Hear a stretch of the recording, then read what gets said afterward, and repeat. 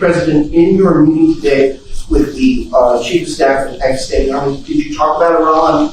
Did that come up? Yeah. Yeah. Well, they know Iran very well, better than most. And they're not happy about anything. It's not that they're bad with Israel. They know them both, actually, but they probably, maybe they know Iran better. But they see what's going on, and he agreed with me. The reason I had him here, I wanted to thank him for not going into the war, just, ending the war. And I want to thank, as you know, Prime Minister Modi just left, just a little while ago, just left. And we're working a trade deal with India. We're working a trade deal with Pakistan. And they were both here. But I was with Modi a few weeks ago. He was here, actually.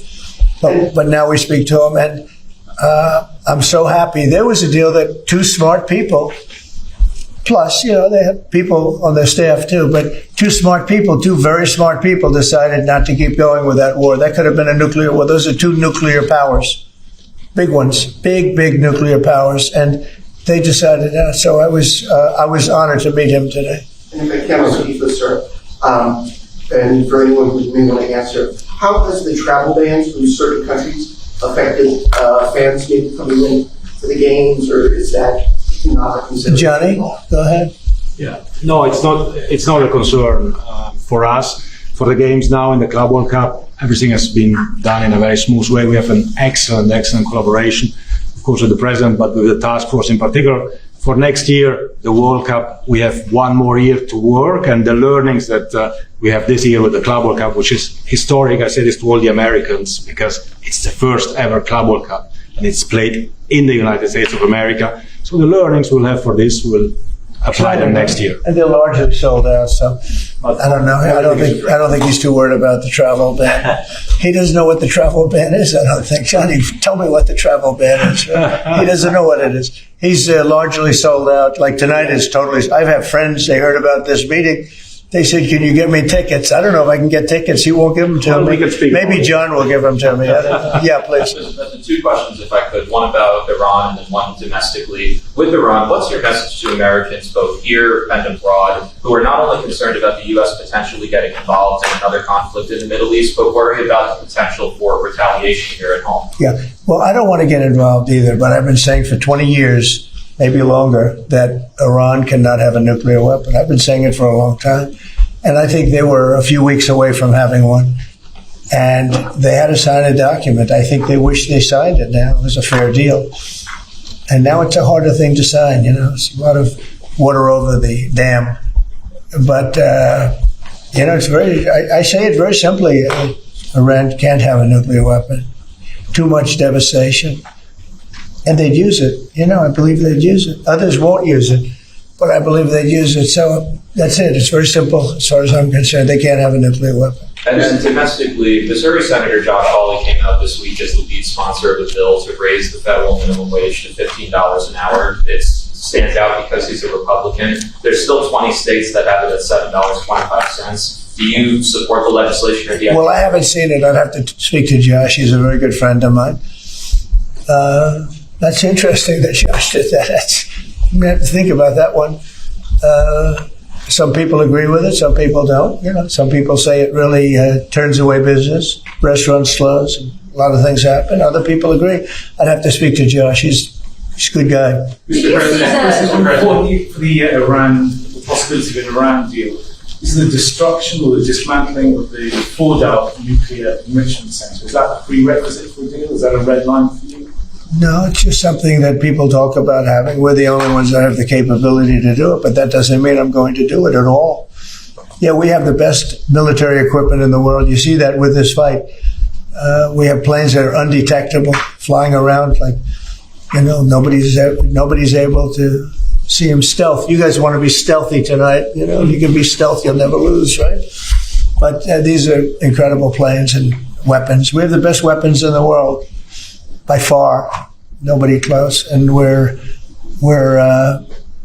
certain countries take advantage of that. Israel has incredible weaponry, so we'll see what happens. I've been asked about it by everybody, but I haven't made a decision. Mr. President, you talked earlier today about having daily conversations with Prime Minister Netanyahu. Yeah. How have those conversations weighed on you in terms of getting more involved? You've been lobbying for the U.S. to get more involved. Has that had an impact in kind of your evolution, sir?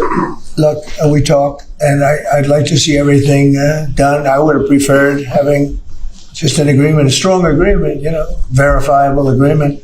But it was such a shame. They were so close. Iran was very close to signing what would have been a very good agreement for them. And maybe that could still happen, I guess. They do want to come and see us. They want to see me in the White House. That's a big statement. But it's very late.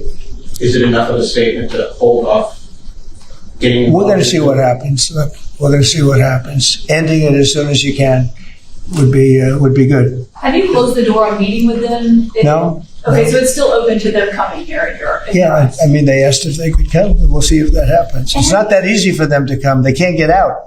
They're in Iran, and in one case, the guy wanted to come so badly, but he can't get out because there's bombs dropping all over the place. Have you seen the Tucker Carlson, Senator Ted Cruz interview? It seems like this issue on whether or not the United States should strike is kind of dividing a lot of your supporters. No, my supporters are for me. My supporters are America first. They make America great again. My supporters don't want to see Iran have a nuclear weapon. Tucker's a nice guy. He called and apologized the other day because he thought he said things that were a little bit too strong, and I appreciated that. And Ted Cruz is a nice guy. I mean, he's been with me for a long time. I'd say once the race was over, he's been with me ever since, right? But very simple. If they think that it's okay for Iran to have a nuclear weapon, then they should oppose me. But nobody thinks it's okay. People that I don't want to fight either. I'm not looking to fight. But if it's a choice between fighting and them having a nuclear weapon, you have to do what you have to do. Maybe we won't have to fight. Don't forget, we haven't been fighting. We add a certain amount of genius to everything, but we haven't been fighting at all. Israel's done a very good job of that. But we'll see what happens. The bottom line is they can't have nuclear. And if I can't imagine that Ted Cruz said it's okay for Iran to have nuclear, including Tucker. I don't think Tucker says it's okay. The problem is then they get themselves into a thing. They don't want them to have nuclear, but then they say, well, we don't want to fight. Well, you're going to have to make a choice because it's possible that you're going to have to fight for them not to have nuclear. And it's interesting because I did ask Tucker, I said, well, are you okay with nuclear weapons being in the hands of Iran? And he sort of didn't like that. He didn't want to really, but he sort of didn't like that. And I said, well, if it's okay with you, then you and I do have a difference. But it's really not okay with him. Therefore, you may have to fight. And maybe it'll end, very quickly. But there's no way that you can allow, whether you have to fight or not, you can allow Iran to have a nuclear weapon because the entire world will blow up. Not going to let that happen. Mr. President, you had a bit of a row with President Emmanuel Macron in France the other day at G7. No, he's a nice guy. Look, he said I was going back home to make a ceasefire. Not a ceasefire. We're long beyond ceasefire. And I said, why do you say that? Why would you say ceasefire? It's a bad term to use. Because a ceasefire means like everything's going swimmingly, we'll take a little time off. It's not. We're not looking for a ceasefire. We're looking for a total, complete victory. Again, you know what the victory is. No nuclear weapon.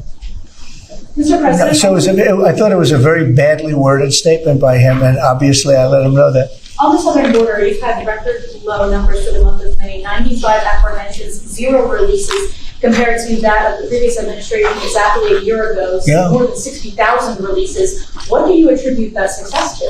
I like you. Who are you with? Turning Point USA. Sir. Well, they're very good. Turning Point. Charlie, very good. That's what I call a good question, fellas. 1 out of 10, John. 1 out of 10, but that's a really good question. No, we had record good numbers on the border. And people are coming in, but they have to come in legally.